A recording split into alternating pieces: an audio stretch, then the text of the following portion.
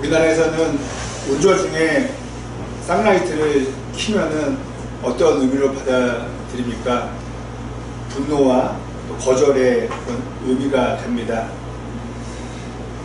그런데 다른 나라인 영국과 아일랜드에서는 반대의 의미로 쌍라이트가 사용됩니다. 양보와 허용의 의미가 됩니다. 제가 한 번은 고속버스를 타고 영국의 한 도로를 아주 밤늦게 한 12시가 되었던 것 같습니다. 밤늦게 달리고 있었는데 차선을 이 버스가 바꾸려고 하는데요. 그냥 바꾸지 않고 원하는 방향의 깜빡이를 킨 다음에 기다리고 있더라고요. 뒤에는 트럭이 있고 버스가 이 정도였는데 계속 기다리고 있어요. 그 다음에 트럭이 오케이 들어오세요 라고 쌍라이트를 켜주니까 그때 차가 들어갔습니다. 이것은 같은 불빛인데 다르게 사용되는 것이죠. 무엇이 옳고 그르의 문제가 아니고 그냥 다르게 해석되는 차이인 것입니다. 크게는 문화적 차이가 되는 것이죠. 그럴 수밖에 없는 게 다른 환경에서 살아가기 때문에 사람들은 당연히 다를 수밖에 없습니다. 오늘 본문은 집을 떠난 야곱이 외삼촌 라반을 만나게 되는 내용입니다. 저희는 계속해서 요즘에 야곱에 대해서 나누고 있습니다. 아주 먼 길을 걸어서 다른 지역에 왔습니다. 그런데 성경을 읽어보면은요, 썩 중요하지 않은 내용인데 그 앞에 삼촌과 야곱이 만나는 그 내용 앞에 기록되어 있습니다. 저도 보면서 왜 이런 내용이 있을까라고 좀 신기해했습니다. 그것은 야곱이 살던 지역에서 양을 키우는 방법과 외삼촌 동네에서 양을 키우는 방법이 다른 거였어요. 이 시간쯤 되면은 양에게 풀을 먹이러 나가게 해야 하는데 야곱 입장에서는요. 그런데 그 동네 사람들은 괜찮고 그냥 물만 먹이면 된다는 그런 내용이었습니다. 삼촌 만나는 것과 관계가 없는 것이지만 저희는 미리 한번 알아볼 수 있는 것입니다. 아, 야곱의 문화와 라반 지역의 문화는 삼촌 지역의 문화는 달랐구나 라고 말입니다. 이것은 야곱의 결혼 이야기에도 잘 나타납니다. 저희가 아주 잘 아는 내용입니다. 라반 외삼촌에게는 2명의 딸이 있었잖아요. 그 중에 첫째는 이름이 레아였고 둘째는 라헬이었습니다. 그리고 성경에는 이름은 나오지 않지만 그 외에 아들들도 있었다고 나와 있습니다. 야곱은 7년 동안 일을 합니다. 아마 돈을 안 받았던 것 같아요. 7년 동안 열심히 일을 하고 삼촌에게 라헬과 결혼시켜달라고 말을 했습니다. 결혼 잔치 때 참 좋은 시간이죠. 아주 복된 시간이죠. 그래서 야곱이 그 즐거운 시간에 흥에 취했는지 아니면 포도주를 비롯한 좋은 그런 술을 먹으면서 좋은 시간 보냈겠죠. 혹은 술에 취했는지 신방에 라헬이 아닌 다른 여인이 온 것을 그는 몰랐습니다. 우리가 잘 아는 대로 그 신방에는 라헬이 아닌 첫째 언니 레아가 들어온 것입니다. 그것은 아버지가 그렇게 푸시를 한 것입니다. 다음날 얼마나 놀랐겠습니까? 그래서 외삼촌이자 장인 어른이 되는 라반에게 야곱은 따지게 물었습니다. 아니 삼촌은 어떻게 된 거예요? 이러면 안 되시잖아요 라고 얘기를 했겠죠. 그때 라반은 이렇게 얘기합니다. 큰 딸을 남겨두고서 작은 딸부터 먼저 씹어내는 거는 우리 고장의 풍습이 아니야. 저희 나라도 크게 다르지 않잖아요. 보통 언니가 먼저 가게 한 다음에 동생을 보내긴 합니다. 아들도 마찬가지인 것 같습니다. 물론 다 그렇게 정형화 되어 있지 않지만은 그런 문화가 우리 문화라고 생각을 합니다. 자, 이제는 어떻게 되죠? 결혼을 잘못했어요. 그런데 라반도 사람이잖아요. 이렇게 얘기하죠. 결혼 처음 이 기간 7일을 잘 보내면은 그것이 끝난 다음에 둘째 딸 라헬도 너에게 아내로 맞이하게 해줄 거야. 그래서 일주일이잖아요. 긴 시간 아니잖아요. 일주일 다 지나고 이제 야곱은 두 번째 아내 라헬을 맞이하게 됩니다. 그리고 그거에 대한 또 대가가 있었어요. 7년 동안 일해라 라는 거였습니다. 그리고 그렇게 다 약속대로 진행이 되었습니다. 이 장면만 보면 저희가 라반을 거짓말하는 사람, 나쁜 사람으로 여길 수 있습니다. 충분히 그러할 수 있습니다. 그런데 창세기에 기록된 라반의 이야기 그렇게 길지 않아요. 창세기에만 있어요. 그의 이야기는요. 그의 이야기를 다 보면은요, 아, 라반이 그렇게 나쁜 사람만은 아니었네. 제가 아까 처음 읽었던 말씀 기억하시죠? 야곱을 봤을 때 외삼촌이 어떻게 행동했는지를요, 너무 반가워했잖아요. 너는 나의 피부치야. 염려하지 마라. 나와 함께 살면데 그렇게 얘기를 하잖아요.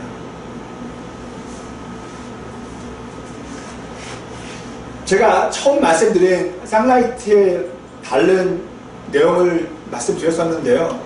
이 결혼 문화도 달랐던 것입니다. 정말 라반 지역에서는요, 언니가 아니면은 동생이 갈 수 없었던 모양인 것 같습니다. 그래서 분명 야곱을 속인 것은 맞지만은 라반의 입장에서 본다면은 그 문화를, 풍습을 유용했다, 더 포장한다면은 선용했다고도 말할 수 있는 것입니다. 여담입니다. 여담으로, 그럼 야곱의 부인은 두 명이었잖아요. 레아가 있었고, 솔직히 원하지 않았던 여인이었어요. 그 다음에 간절히 원했던 라헬이 있었어요. 자, 그럼 마태복음을 보면은 아브라함으로부터 시작한 구원의 족보인, 축복의 족보인 예수님의 족보가 있어요. 누구로부터 예수님이 이어졌을까요? 신기하게도 레아였습니다. 레아의 아들이 유다로부터 그 족보는 쓰여지게 되었습니다. 이것만 보더라도 사람 일은 참 모르는 것 같아요. 저희는 웬걸 레아는 익숙하니까 당연히 라헬일 거라고 보지만은 아닙니다.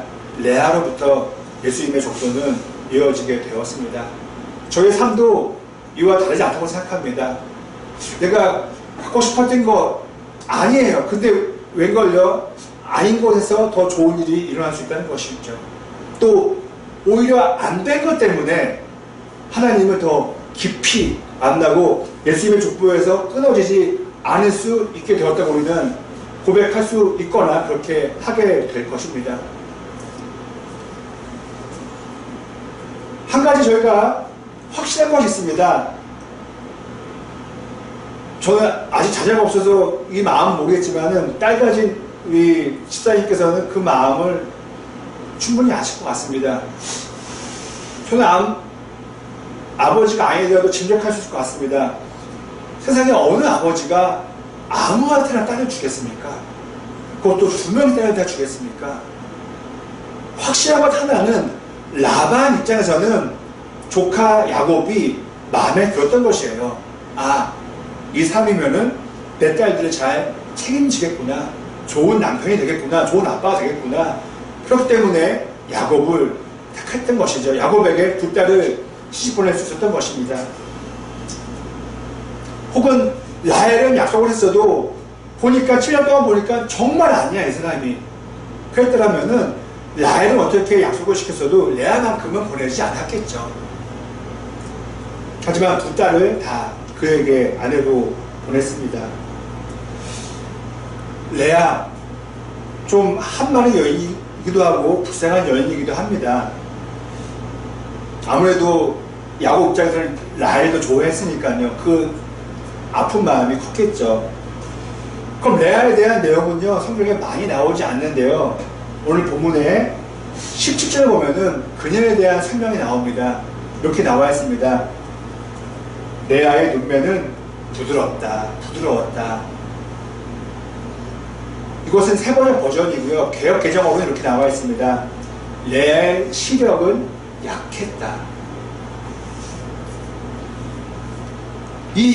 이렇게 두 가지 뜻이 되는 이유는 히브리어를 봤을 때 그 단어가 부드럽다도 되고 약하다도 되기 때문에 이렇게 성경의 번역이 두 가지로 된 것입니다. 제가 이어서 17절의 내용을 읽어드리겠습니다. 세 번역 이렇게 말해주고 있습니다. 라헬 동생은 몸매가 아름답고 용모도 예뻤다. 레아는 눈이 부드러웠고 라헬은 그렇게 예뻤다는 거예요. 그리고 개역 개정은 이렇게 말해주고 있습니다. 라헬은 곱고 아름답다. 이 두 가지는 무엇입니까? 두 내용은요, 첫째와 둘째가 다르다는 거예요. 둘째는 그렇게 이쁘지만 첫째는 그렇게 아름답지 않았다는 것입니다. 그리고 시력이 약했다. 저희가 추측할 수 있는 것이죠. 어쩌면 눈이 안 좋아서 잘 앞을 못 볼 수 있었을 겁니다. 그 당시에 안경이 없으면 어떻게 되겠습니까? 저도 지금 옛날에 태어나서 안경이 없다면요, 장애를 갖고 있는 거나 다름이 없는 것이죠. 그래서 어느 학자는 이렇게 이야기했다고 합니다. 레아가 눈이 약하다, 이 표현은 아마 그녀는 사시가 아니었을까, 눈에 장애가 있지 않았을까라고 말하기도 했습니다. 저도 자세한 건 몰라도 분명 눈이 부드럽다, 눈이 약했다는 것은 레아에게는 눈에 좀 문제가 있지 않나 생각을 해보게 됩니다. 자, 그렇다면은 아버지 라반의 입장은 어땠을까요? 그렇게 아픈, 좀 문제가 있는 첫째 레아를 보면서 그 마음이 얼마나 아팠겠습니까?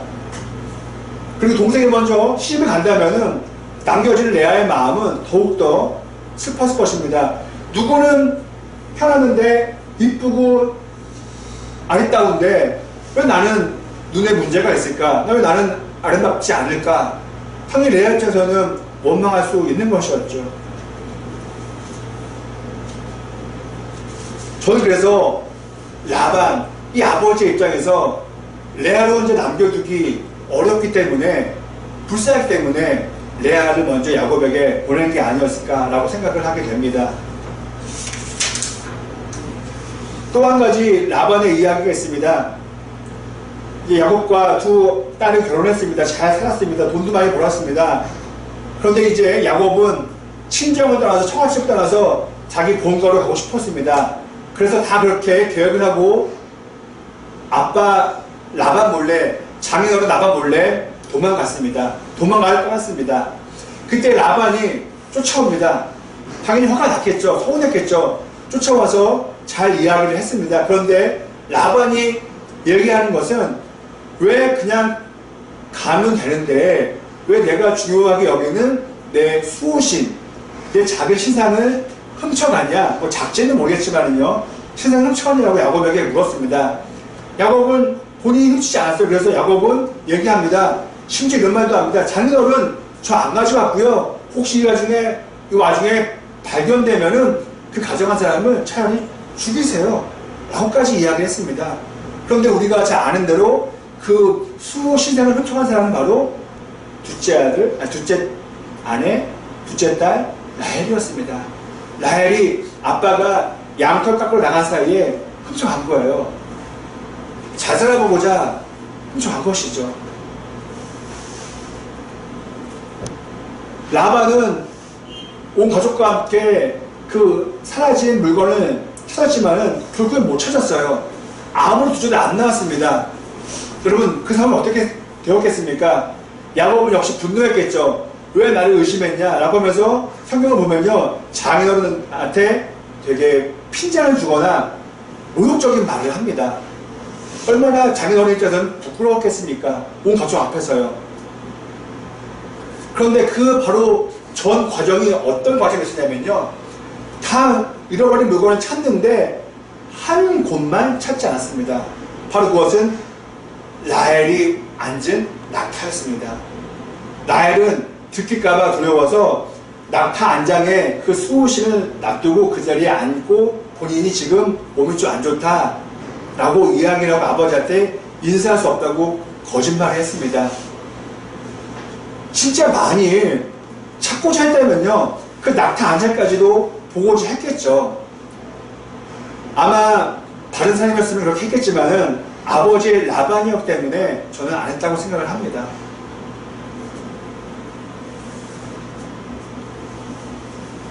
참고로 두 딸이 결혼도 하고요, 자녀들도 낳습니다. 자녀들도 출산을 하는데 특이한 점이 하나 있습니다. 어머니가 나오지 않습니다. 라반의 이야기를 다 봐도 라반의 아내에 대한 이야기가 나오지 않습니다. 저는 이런 얘기 들었습니다. 딸이 결혼해서 출산을 하면은 가장 보고 싶은 게 친정 어머니라 그러더라고요. 그런데 라헬과 레아에게는 붙여준 몸종은 있었는데 친정 엄마는 없었습니다. 물론 성경을 기억한 사람이 엄마 이름을 싹 뺐는지는 모르겠지만은 추측해 보건대 라반은 엄마 없이 아내 없이 두 딸과 아들들을 키웠던 것입니다. 그렇다면은 이 딸들을 향한 아버지 라반의 마음이 얼마나 컸겠습니까? 그리고 아버지로서 미안한 마음, 또 딸들을 향한 불쌍한 마음이 얼마나 컸겠습니까? 그런 딸이 거짓말을 한다고 안장에 있는데 그것을 굳이 파헤쳐낼 아빠가 있겠습니까? 없을 것입니다. 창세기 31장 55절을 보면은 라반의 마지막 행적이 기록되어 있습니다. 그 외에 그의 이름이 거론되지만 그냥 이름만 거론될 뿐이지 그의 행동이 기록된 것은 이것이 마지막입니다. 55절을 보면은 이렇게 나와 있습니다. 이것은 라반이 야곱의 가족들과 헤어지면서 했던 마지막 표현의 모습입니다. 제가 읽어드리겠습니다. 라반은 다음날 아침 일찍 일어나 자기 손자 손녀들과 딸들에게 입을 맞추고 그들에게 축복하고 길을 떠나서 고향으로 돌아갔다.